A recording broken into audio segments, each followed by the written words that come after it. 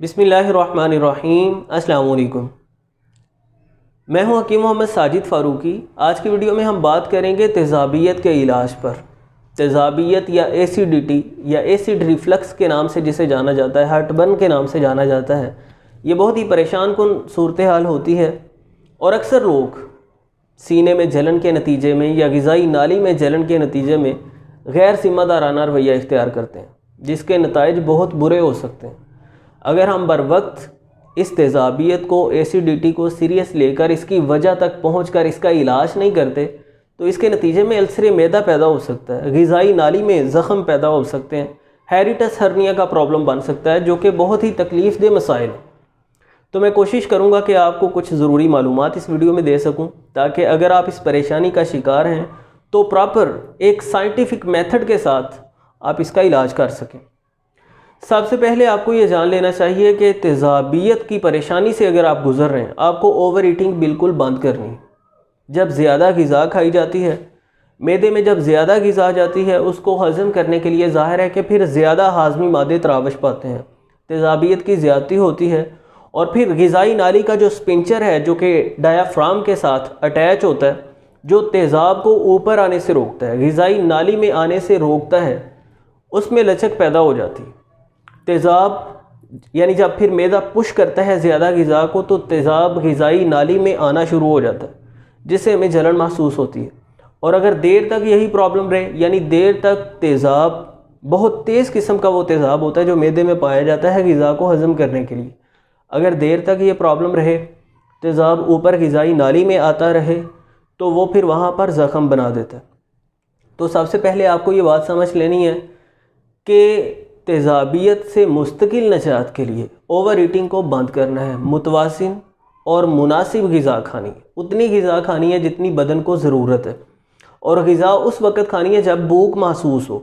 ऐसा नहीं कि आप सोचें अच्छा मैंने खाना खाया था, 4-5 घंटे गुजर गए हैं तो अब मैं मज़ीद खा लूँ। नहीं, जब आपको हंगर पेन होगी, जब आपका जिस्म तकाज़ा करेगा ग़िज़ा का, उस वक़्त आपको ग़िज़ा खानी है और मुनासिब मिकदार में खानी है, मुतवाज़िन ग़िज़ा खानी है, अच्छे तरीके से चबा चबा कर ग़िज़ा खानी है।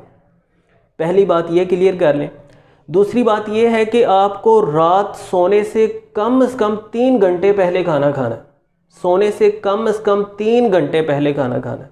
अक्सर लोग रात गए, घर वापस आते हैं अपने कामकाज से, आकर खाना खाकर सो जाते हैं। ये बहुत गलत है। आपको कोई इस तरह की सेटिंग बनानी है कि जब आप बिस्तर पर जाएं, आपको खाना खाए हुए 3 घंटे गुजर चुके हों। इससे इंशाल्लाह आप तेज़ाबियत की परेशानी से निजात पाएंगे, इससे बहुत मदद मिलेगी।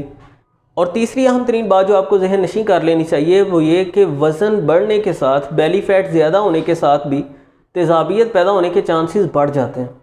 इतने ज़्यादा बढ़ जाते हैं कि अगर आपका वज़न भी ज़्यादा है और आपको तेज़ाबियत की परेशानी का भी सामना है, तो जब तक आप वज़न को कंट्रोल नहीं करेंगे, मैनेज नहीं करेंगे, कोई भी मेडिसिन आपको तेज़ाबियत से परमानेंट रिलीफ नहीं दे सकती। आप वक्ती तौर पर सुकून तो हासिल कर सकते हैं, लेकिन मुस्तकिल तौर पर इस परेशानी से निजात नहीं पा सकते।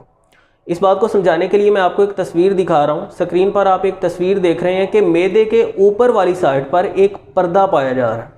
ये मसल्स का बना हुआ एक पर्दा होता है जिसे हिजाब हाजिज कहते हैं, और इसके दरमियान से ग़िज़ाई नाली गुज़र रही है। यहाँ पर ग़िज़ाई नाली की हदूद ख़त्म हो जाती है और आगे से स्टमक शुरू हो जाता है, यानी वही नाली फैल जाती है और मैदे की शक्ल में आ जाती है।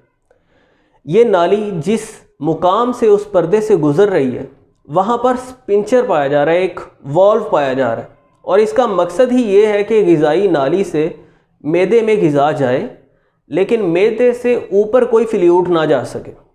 ये पर्दा उस वॉल्व को पुश करके रखता है, उसे दबा के रखता है, जिसके नतीजे में मैदे से कोई भी रतूबत ऊपर नहीं जा सकती। जब वज़न बढ़ जाता है, बेली फैट ज़्यादा हो जाता है, तो इस पर्दे के अंदर प्रेशर नहीं रहता, इस पर्दे के अंदर इतनी कुव्वत नहीं रहती कि उस वॉल्व को, उस पिंचर को दबा कर रख सके। उसके नतीजे में फिर मुसलसल फ्लूइड ऊपर जाता रहता है, मुसलसल तेज़ाबी मादे ग़िज़ाई नाली में जाते रहते हैं और इंसान जलन की परेशानी का शिकार रहता है।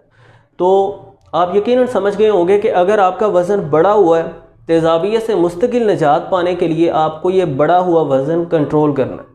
तो ये तो कुछ बेसिक हिदायत थी कि जब तक आप इनको ना समझें, इनको अपने सामने ना रखें कोई भी मेडिकेशन करना आपके लिए बिल्कुल बेकार है।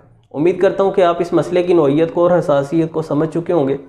अब मैं आता हूँ कुछ होम रेमेडीज़ आपको बताने के लिए।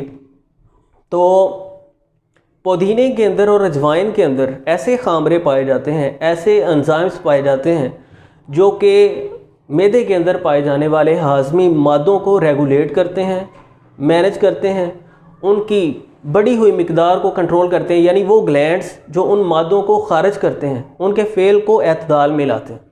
आप 2 चुटकी अजवाइन और 2 चुटकी पुदीना 1 गिलास पानी में पकाएं, अच्छे तरीके से इसे पकाएं, बल्कि इसमें थोड़ी सी सौंफ भी शामिल की जा सकती है। अच्छे तरीके से इसे पानी में पकाएं और शक्कर या शहद के साथ मीठा करके ये कहवा दिन में 2 मरतबा इस्तेमाल करें। ये कहवा आप इस्तेमाल करना शुरू करेंगे, इंशाल्लाह इससे जो एसिड्स हैं, मैदे के अंदर पाए जाने वाले जो हाज़मी मादे हैं, उनकी मिकदार रेगुलेट होगी, उनमें बैलेंस आएगा और आप इस परेशानी से निजात पा लेंगे। बाज़ार से बनी हुई आप कोई मेडिसिन इस्तेमाल करना चाहें तो मैं आपको रेकमेंड करूँगा जवारश कमूनी। जवारश कमूनी एक कराबादीनी मुरक्कब है जो कि सैकड़ों सालों से इस्तेमाल हो रही है और इसका नुस्खा इसी सेंस के साथ तरतीब दिया गया है, इसी उसूल को सामने रखते हुए तरतीब दिया गया है। इसके अंदर ऐसे अज्जा शामिल किए गए हैं जो कि मैदे के फेल को बेहतर करते हैं।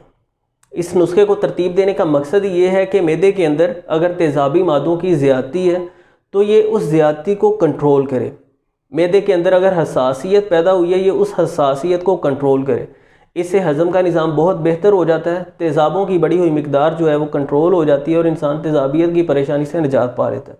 उम्मीद करता हूँ कि ये वीडियो आपके लिए फ़ायदेमंद साबित होगी इंशाल्लाह। जो बुनियादी तौर पर वजूहात मैंने आपके सामने रखी हैं और जिन चीज़ों पर मैंने रोशनी डाली है, अगर आप इनको समझेंगे और इन हिदायत को फॉलो करेंगे तो आप इस परेशानी से निजात पा सकेंगे। वीडियो को ज़्यादा से ज़्यादा शेयर कीजिए और चैनल पर अगर आप नए हैं तो सब्सक्राइब ज़रूर कीजिए ताकि जब भी मैं कोई वीडियो अपलोड करूँ आपको नोटिफिकेशन मिल जाए। मिलते हैं नेक्स्ट वीडियो में। अल्लाह हाफिज़। आइंदा आने वाली वीडियो सबसे पहले देखने के लिए फ़ारूकी दवाखाना चैनल को सब्सक्राइब करना ना भूलिए। बहुत शुक्रिया।